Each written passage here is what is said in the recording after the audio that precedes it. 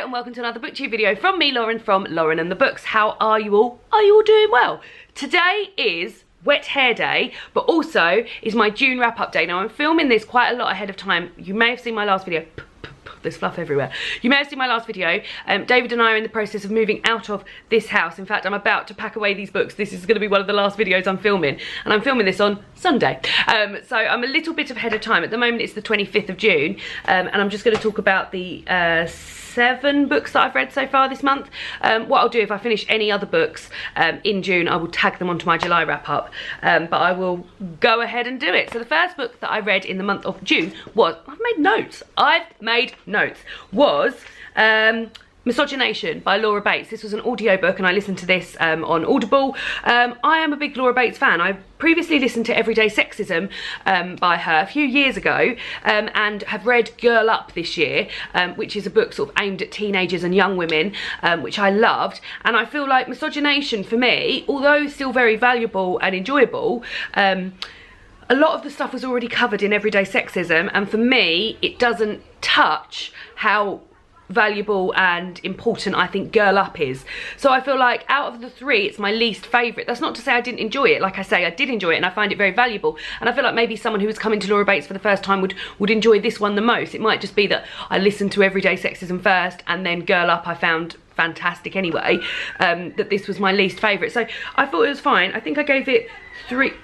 There is some screaming going on outside. I think I gave it 3 stars. So as I say, it's not that I didn't enjoy it. I just found out of the 3, it was my least favourite, and I feel like it repeated quite a lot of the stuff that I'd already read in the previous book. So yeah, still enjoyed, but my least favourite of the 3.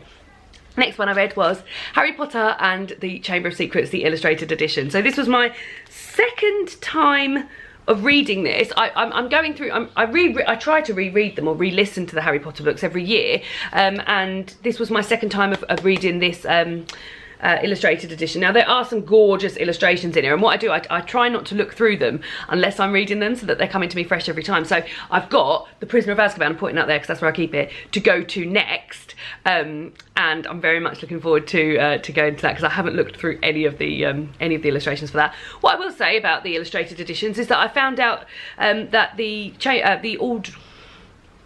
Goblet of Fire won't be out this year.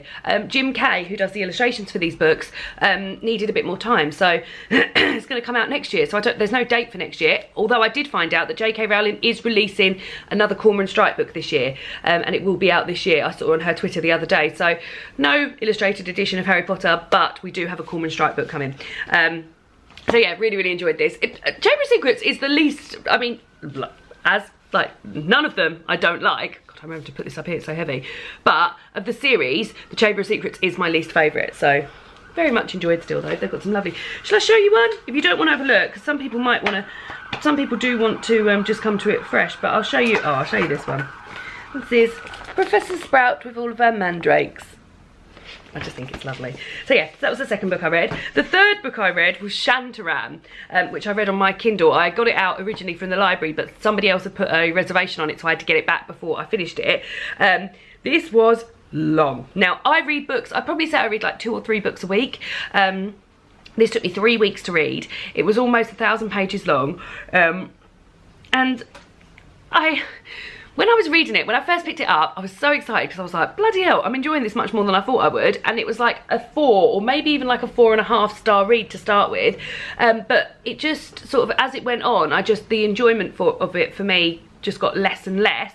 And I gave it 2 stars. Now, I didn't hate it. Like, I finished it. We were reading it for book club. I didn't finish it in time for book club. Only one person had finished it in time for book club. But I just felt like it was split into 3 parts basically. So the first part is Lynn, who is our main character, him finding his way in Bombay, and the description of Bombay and what it's like, and where he's living and in the slums, and the people and the food and the sounds and the smells and the sights. And I loved that bit. I really loved that bit. Then he goes on to a second bit where he sort of joins, and these aren't really spoilers, I feel like this is all laid out in the blurb, where he joins the mafia, and that lost it a bit for me because I was really enjoying the description of everything. And then the end end is very sort of political or war-based, and I don't really read political or war-based novels, so that was how it sort of tailed off for me. It did bring it back. The last sort of 3 or 4%, I was like, oh yeah, no, this is, and you were getting back to why he loved the country so much, and the people. He just had a real like wide range of friends, and I loved hearing about them, and he was really good at describing people and describing the surroundings, and I feel like it lost it in the last 2/3 of the books, the last 2/3 of the book. So yeah, I don't know who I would recommend this to. I really don't. But I'm glad I read it. I'm glad I read it because I'd wanted to read it for a few years, and I'm glad I read it. And a few people have recommended it to me over the years. One of my friends, Dolores, she'd been travelling like, was it like 5 or 6 years ago? She read it when she was travelling, and she's come back and said, oh, you should read this. So it was on my radar to read anyway. I'm glad Book Club recommended it, because would I have read it otherwise? Would I have persevered with it? Probably not. But I am glad I read it, and I gave it 2 stars. So well done, Shantaram.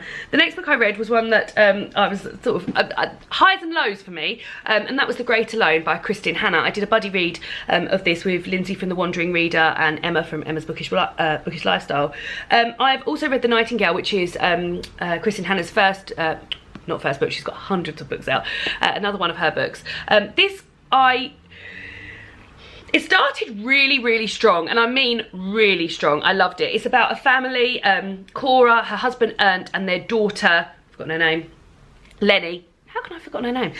Lenny, and they moved to Alaska. Ernst is suffering from post-traumatic stress disorder following the Vietnam War, and they moved to Alaska to get away from it all and to get to quiet where he can find himself again. Basically, he's a really complex character who, as well as suffering from PTSD, you feel like there's other stuff under there that I don't think he's a very nice person without the PTSD on top of it. I don't think the PTSD makes him not a very nice person. I don't think he's a very nice person. So they moved to Alaska, and the beginning of it, when they moved to Alaska, and the description of how it is, and the environment and the people. There's so many strong women in this book, and I bloody loved that. Like, basically they're all helping each other out to get ready for the winter, and the women are at the forefront of this. Then the men will go away to work, and the women stay at home and keep the homestead running, and I loved that. I loved that. And then it got a bit sort of, and I believe I used this term when I talked about it in my currently reading, got a bit tragedy pornish. So there was a really tragic event that happened, followed by another really tragic event that happened, followed by another really tragic event that happened, followed by another really tragic event that happened. All of these things that you think, oh, we're never going to come back from these. And then it all sort of got wrapped up in a bit of a tied nicely with a nice big pink ribbon on top at the end. It just felt a bit, yeah, it just felt a bit, I don't know, it just felt a bit not, I don't want to say not real, because like obviously like anything can happen at any time, but yeah, for me it was just a bit like trite. It was a bit tied up too nicely, and these things happening earlier on were all sort of tied up lovely. My favourite bits, so Lenny herself wants to go to university and better herself. My favourite bits, I don't think I'm going to be able to find them now, are when she writes a personal statement to get her into university, and she writes an article at the end talking about her love for Alaska. And that writing in there, am I going to be able to bloody find it? That writing in there, I really, really loved. Let me see if I can find it. So this is a bit from her personal statement when she's trying to get into university, and I actually remember reading this out when I was doing the buddy read with the girls because I just loved it so much. So it says here, we came to Alaska and forward to the subsistence of life in the bush. I love it, I do. I love the harsh, uncompromising beauty of Alaska. I love the women most of all, women like my neighbour Large Marge, who used to be a lawyer and now runs a grocery store. I love how tough she is and how compassionate. I love how my mum, who's as fragile as a fern frond, has still managed to survive out here in a climate designed to destroy her. So yeah, I love the women and everything in there, but yeah, there was just a bit sort of highs and lows is probably the best way to describe it. I think I gave it 3 stars, so I didn't hate it. Like I said, I didn't hate it. The next one, I listened to an audiobook of The Ruby and the Smoke by Philip Pullman. This is a series that Philip Pullman wrote in the 80s. I didn't even realise. I thought it had been written much more recently than that.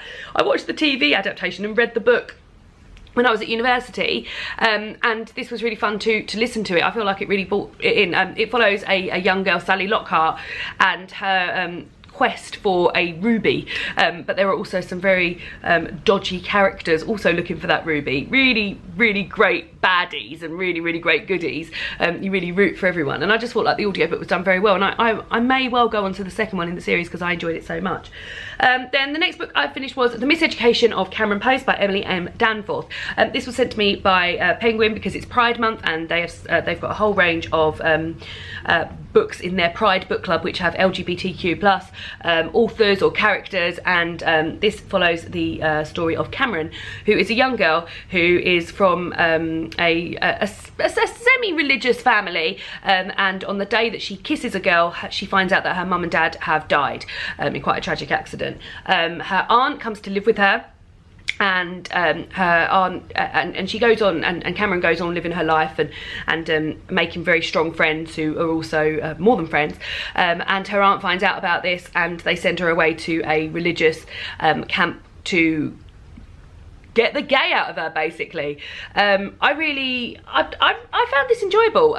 Something I said in my currently reading, which I will repeat again now, was that here it says on the front, Curtis Sittingfield's done a quote that says, "Funny, heartbreaking and beautifully rendered, a new classic." When I was reading this, it really gave me the sort of Perks of Being a Wallflower feel, and I do feel like this could be a new classic. I feel like this, and I can't believe I'd never heard of it until I saw it on the Penguin email, because I feel like this is very interesting, and I was really pleased with the ending. And they've got some really great characters in here. There's some really funny moments, there's some really like sad, tragic moments as well, but Cameron, you really enjoy being in her head, and I really liked Cameron as well.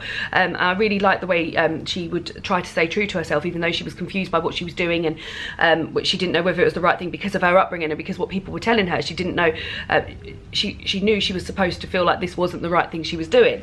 But yeah, I really enjoyed it, and I think I gave it 3.5 stars, so yes, very enjoyable. And then the last book, there's some loudness going on outside. Then the last book is actually a book that I haven't finished yet, but I will have finished by the time this has gone up, because I'm probably going to finish it today, so I'm going to include it anyway. And that is A History of Women in 100 Objects by Maggie Andrews and Janice Lomas.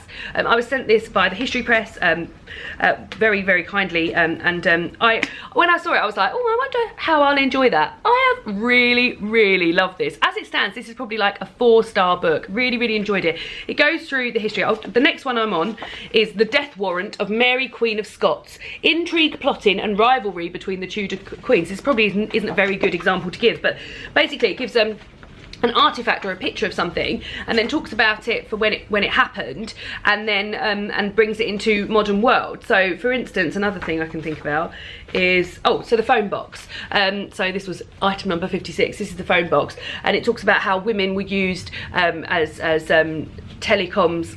What are they called when they put people through, and how it made, and how communication and telephones and things made women, housewives' lives much less lonely.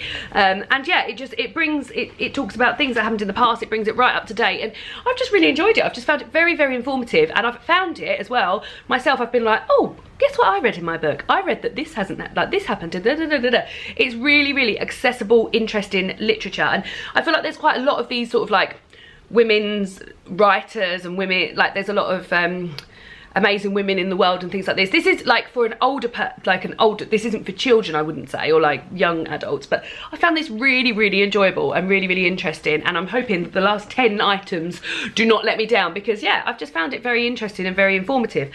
So yeah, that's the last book that I have not yet finished, but will finish soon. So those are the books that I read in the month of June. Would love to hear if you have read any of these books, or if you or what you read in the month of June. What was your favourite book? What's my favourite book in the month of June? Because none of them were big 5-starers. I mean, at the moment, it's probably, I can't say for sure because I haven't finished it yet, but at the moment, A History of Women in 100 Objects, that's fighting for number 1 place.